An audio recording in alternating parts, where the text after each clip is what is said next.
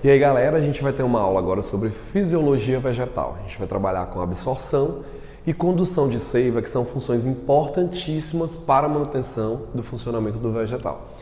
Bom, nos órgãos da planta, a gente vai contar agora com a raiz e o caule.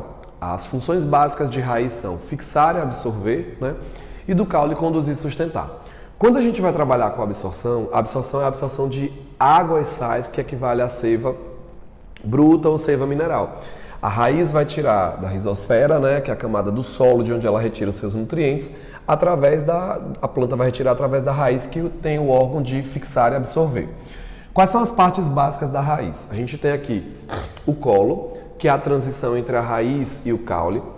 A zona suberosa, que é uma zona um pouco mais antiga da raiz, a zona mais nova está próxima, que é o meristema, que eu simbolizei aqui de laranja.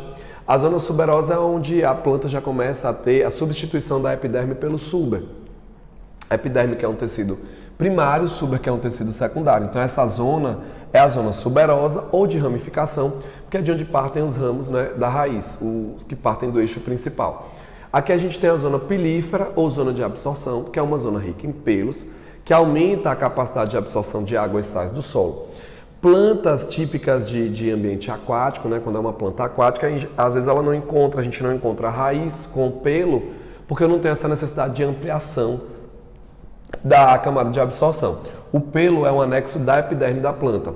Eu tenho a zona lisa ou zona de crescimento, que é a zona onde eu tenho a epiderme, né, e é a zona decorrente da ação do meristema primário, que está fazendo com que a raiz cresça. No ápice da raiz, no ápice radicular, a gente encontra a coifa ou calíptra protegendo essa zona meristemática, né, do crescimento que a gente está tendo aqui. Bom, esse é um ponto importante, que é o ponto relacionado à absorção. Quem vai aumentar a taxa de absorção são os pelos. A gente vai pegar um corte aqui da raiz e ampliar para ver a anatomia, a organização dos tecidos que eu vou encontrar aqui. Eu encontro por fora a epiderme, onde a gente vai encontrar os pelos, o córtex aqui no meio, a endoderme, o periciclo e aqui dentro os vasos condutores de seiva.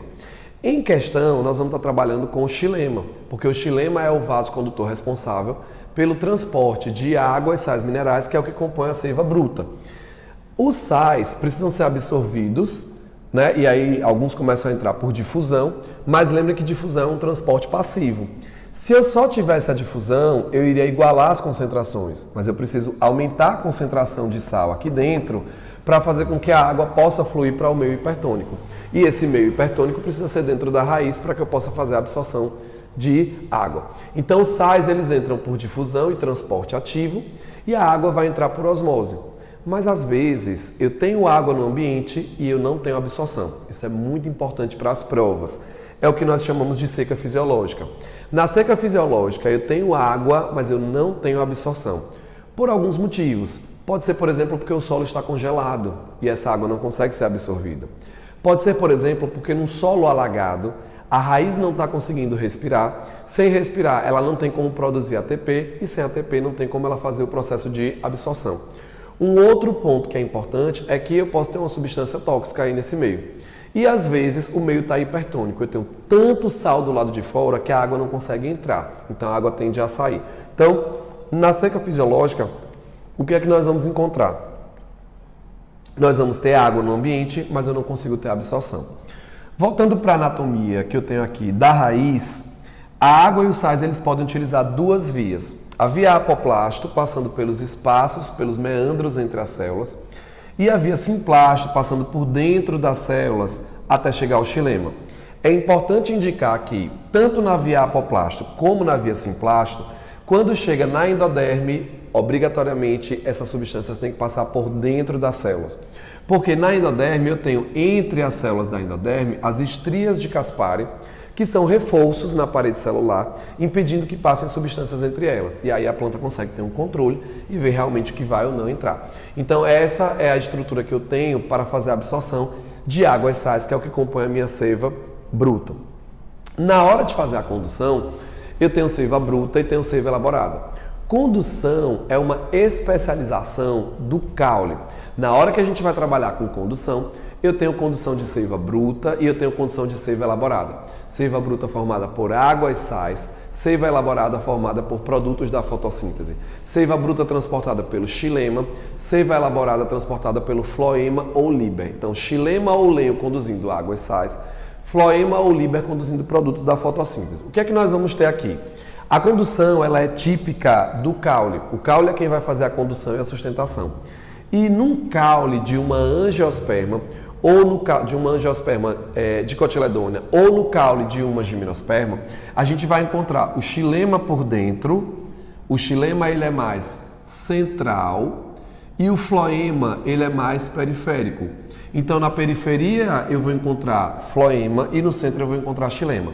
Se aqui fosse o centro da planta e aqui a periferia, sendo esse um feixe condutor de seiva, o tecido que nós encontraríamos no meio seria o câmbio, que é o câmbio interfascicular, que é o meristema secundário, e para fora o câmbio teria gerado o floema, que conduz os produtos da fotossíntese, e para dentro teria gerado o xilema, que é responsável pela condução de água e sais.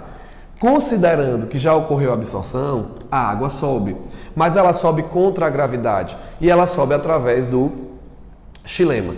Como essa água sobe, alguns autores primeiro achavam que a capilaridade é uma propriedade que a água tem de unir as forças de coesão, que é a água com água, e a adesão, que é a água com outras substâncias, e quando em tubos muito finos, ascender, vencer a gravidade. Então, alguns justificavam a subida da seiva através da capilaridade. Mas a gente entende que a capilaridade não é suficiente para fazer a água chegar até lá ao alto das plantas. Ela justifica até mais ou menos 1 metro, 1,5 metros. Por outro lado, existia a pressão positiva. Como funcionaria essa pressão positiva? A planta iria absorver os sais por transporte ativo e deixar o meio da raiz hipertônico, fazendo com que a água entrasse. E essa água geraria uma pressão e a água tenderia a ir da área de maior pressão para a área de menor pressão. Contudo, eu vou encontrar a mesma coisa, o peso sendo contrário a essa subida. O peso que a gente calcula, né, pela massa vezes a gravidade, quanto mais massa de água eu tivesse, interagindo com a força de gravidade, o peso vai o quê? Aumentar, que é uma força contrária. Concluímos que nós precisávamos de algo para fazer essa seiva subir, uma força que fizesse com que eu vencesse a gravidade. A capilaridade e a pressão positiva da raiz, elas ajudam na condução da seiva, mas elas não justificam a subida da água e dos sais até as plantas mais altas, até a copa das grandes árvores.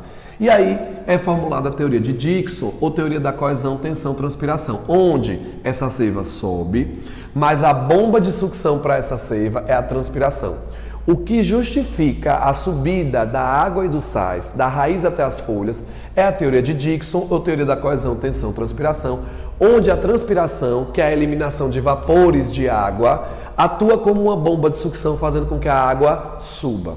Experimentalmente, é comprovado que quando os estômatos fecham, a absorção e a condução diminuem, provando que realmente a transpiração é importante para que a água possa subir. 90% da água que a planta absorve, ela é eliminada como vapor no processo de transpiração. O que é que eu preciso que a gente entenda aqui? Que a transpiração ela é a justificativa, é ela quem explica a subida.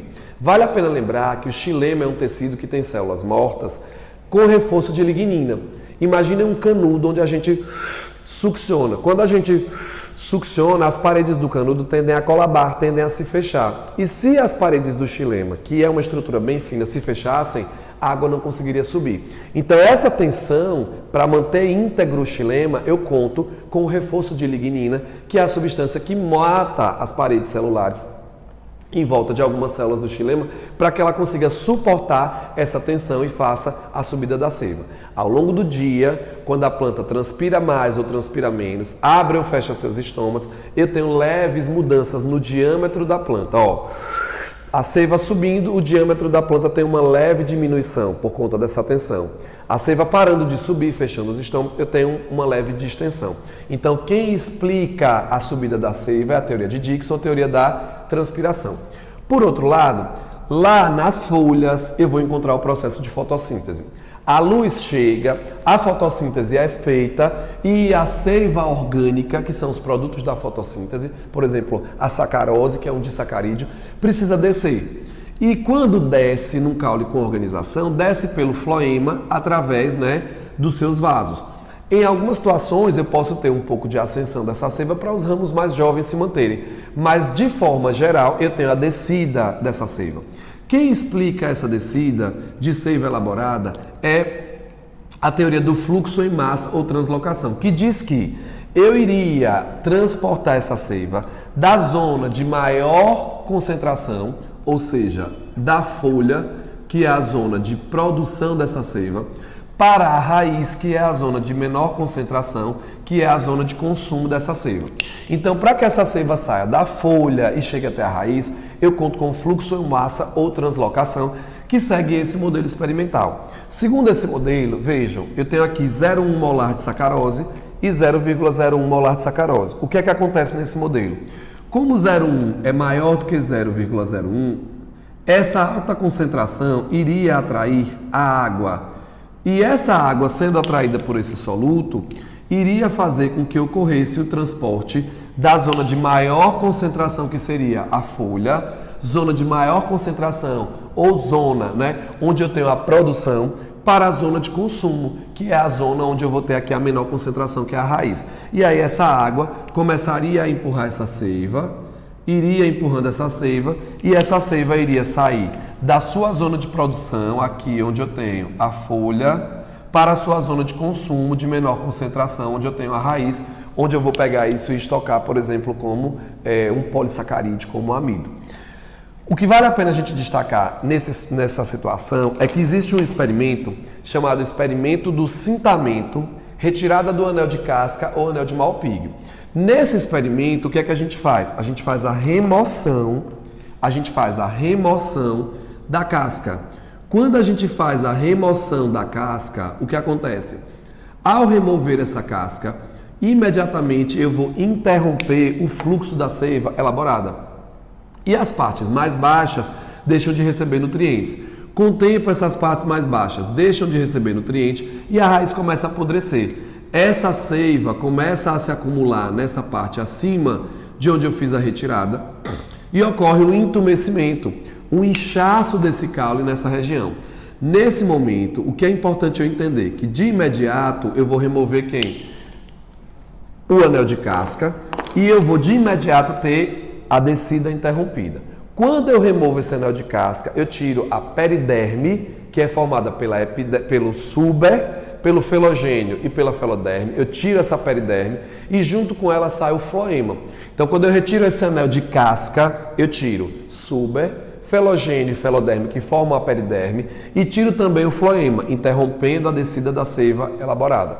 Com o tempo, a raiz apodrece e eu também deixo de ter a subida da seiva bruta. Quando eu faço esse anelamento, esse cintamento, e eu faço esse anelamento no tronco da planta, a planta vai morrer. Caso eu faça esse anelamento num galho, a planta não morre. E, inclusive, nas questões a gente diz que os frutos desse galho tendem a ficar mais vistosos, mais volumosos, mais doces. Então, é importante que a gente tenha esse entendimento. Fiz o experimento do anel de casca no caule, no tronco principal, a planta vai morrer com o tempo. Se eu fizer só num pedaço, ela não vai morrer, vai sobreviver numa boa. Então, esse pedaço é o pedaço relacionado à absorção e condução de seiva elaborada e bruta.